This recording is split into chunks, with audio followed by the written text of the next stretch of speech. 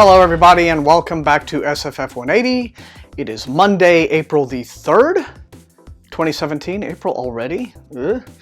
And time once again for the mailbag, and it's a pretty modest one this week. Only have 5 packages, so we're going to bang through them pretty quickly, and I really don't have a whole heck of a lot in the way of announcements to announce, other than I am definitely going once again to the Nebula Conference this year, which is May the 17th through the 21st, I believe.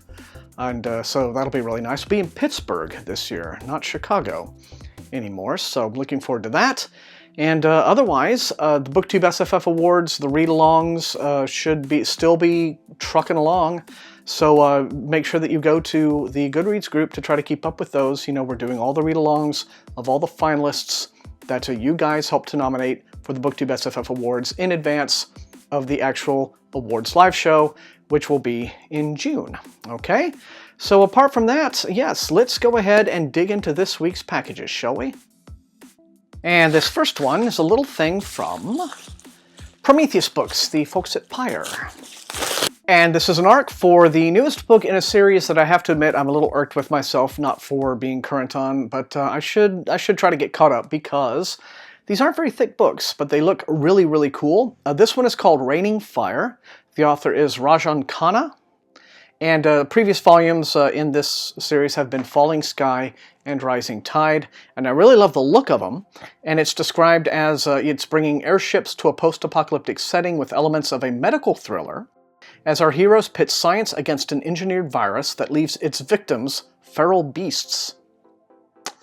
Anyway, let's see, I don't want to... What can I give away that's not a big giveaway, because this is book 3? It just says it's... Library Journal says post-apocalyptic SF is a heavily traveled genre, as is steampunk, but debut novelist Khanna combines both quite well here, as the airships help to keep humanity safe from the infected ferals on the ground in a world where the action never stops, leaving room for more adventures, as review the first book. So yeah, let me know if you want me to go ahead and get caught up on these. I'm really kind of keen to read them. And, you know, now that I'm all done and moved and everything else, I can probably just unpack them and get going on it. But this is Raining Fire, the 3rd book in Rajan Khanna's series, and this comes out July the 18th from Pyre. And following that, we have a little random penguin package. Ah, well, cool. This one comes from Crown Books, and it looks like, hooray, this is getting a US release after all. This is by Stephen Baxter.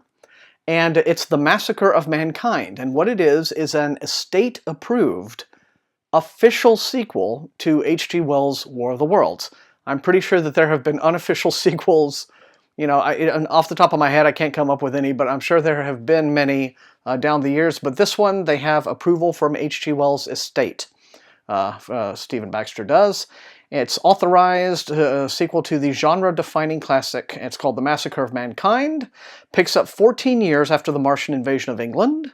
The world has moved on, always watching the skies, but content that we know how to defeat the Martian menace. Machinery looted from the abandoned capsules and war machines has led to technological leaps forward. The Martians are vulnerable to Earth germs. The army is prepared. But the Martians have been learning too. And this time they're coming back to stay. Thrust into the chaos of a new worldwide invasion is the journalist Julie Elphinstone, sister-in-law to Walter Jenkins, the narrator of War of the Worlds. After receiving an unsettling call from Walter warning of, quote, grave news from the sky, she books passage on the Lusitania from New York, oh, that's not going to go well, to England, hoping to unravel the truth behind his mysterious warnings. Days later, the first wave of Martian cylinders land in England to devastating effect. A little less than half of the new British army is destroyed in the first minutes of the assault. The violence is overwhelming and soon spreads beyond England's borders and across the world. Thus begins Julie's struggle to survive the war, report on it, and plan a desperate effort that will be humanity's last chance at survival. And this has already been released, by the way, in the UK, so the US release for this is August 22nd. If you haven't actually... There have been movies, you know, not just Steven Spielberg's movie, which was, you know, like a modernization and everything, and it had its... Although it was faithful, it was interesting to see how it was faithful to the original. But then there have been a few movie adaptations over the years. How many of you have actually read H.G. Wells' book? Because it's a hell of a book, still. Came out in 1898, And I reviewed it a few years ago for my sfreviews.net website, and I'll transfer that review over to the new website because it is a terrific book. I mean, it's beautifully written, and it's very tense and very strange, and it builds its mystery and its tension and its threat very effectively. Like, it holds up. It's a book that's more than 100 years old. It's 120 years old almost. And it's still an exciting 5-star read. You should read it. You really should, if you haven't. Just because you'll be surprised at like how well you enjoy it, I think, for considering the age of the book. But anyway, so like I said, yeah, Massacre of Mankind, already out in the UK, out in the US, August the 22nd from Crown Publishing. Great cover too. And next up, we got a little package from Simon & Schuster. And this is nice to have. This is the finished copy of a book I've already gotten the art for. This is John Joseph Adams' new space opera anthology called Cosmic Powers. Comes out from Saga Press as a little trade paperback on the 18th of April, I believe. And let's have a look. It just says it's the Saga Anthology of Faraway Galaxies. And yes, April 18th. And the contributors include, looks like it's a combination of new stuff and old stuff. So you have, let's see, story by Charlie Jane Anders, A Temporary Embarrassment in Space-Time, Tobias Buckle, Zen and the Art of Starship Maintenance. Becky Chambers, lots of people like her, has a story here, The Deckhand, The Nova Blade, and the Thrice-Sung Texts.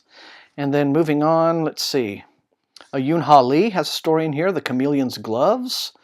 Shauna McGuire, Carl Schroeder, Alan D. Okay, well, I guess I'm yeah, no, it's all new stuff. It's all new stuff. Looks out, yep. Not old and new, all new. But Cosmic Powers, exciting looking space opera anthology, out from Saga on the 18th. And following up, we have what looks like a mass market paperback. And it is. This is from Daw. It's Delirium's Mistress. It's by the late Tanith Lee, and this is part of their ongoing series of reprints and re-releases of, I guess, a lot of Tanith Lee's work. And this is the 4th volume in her series, Tales from the Flat Earth. And let's see, and it was preceded by Night's Master. Let me just make sure I remember. Yeah, Night's Master, Death's Master, Delusion's Master, Delirium's Mistress, which is the 4th one, and then Night's Sorceries, which will be the 5th one. And these are good, you guys. If you haven't, it's a great opportunity to rediscover these. This one originally came out in 1986, and is back in print now. So, Delirium's Mistress, very exciting, from Daw Books.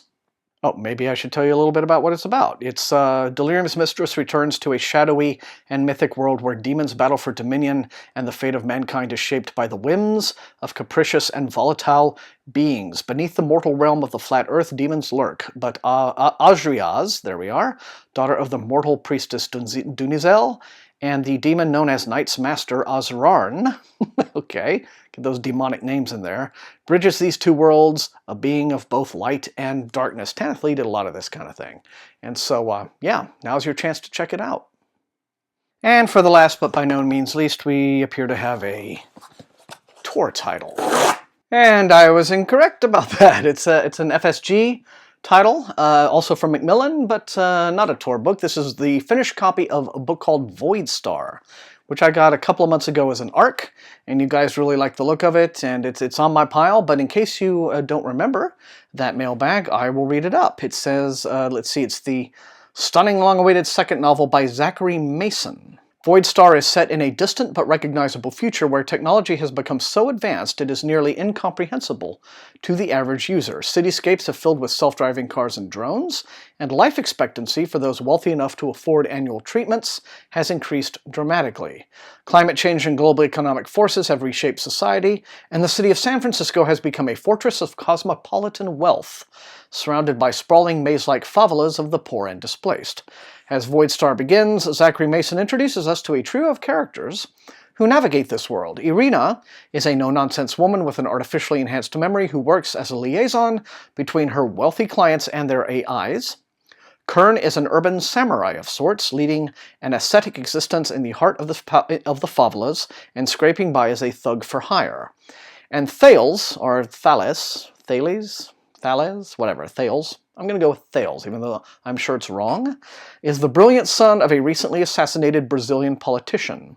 Soon, all three are drawn into a conspiracy involving artificial intelligence, stolen memories, and a shadowy tech magnet that will have them crisscrossing the globe and crossing each other in search of the truth. Okay, and this one comes out on the 11th of this month, so let me know in the comments. Void Star by Zachary Mason. And that's all I got for this episode of the Mailbag. Like I said, light week, but full of good things. So, you know the drill. Light up those comments. Let me know which of these looks most interesting, exciting to you, which you would like to see me prioritize for review. Otherwise, please like, share, and sub if you haven't done so. That's how SFF180 grows as a channel, and you can also support the channel at its TeePublic store and also on Patreon. Winks. Army recruits at Patreon get to watch Mailbag Monday one day early, Sunday afternoon. And I want to thank all of those people for the lovely and generous support. Helps keep the channel going. And of course, all of you who are just viewers are just as valuable. So thank you all so much. And until I see all you awesome people next time, check out the new reviews and happy reading.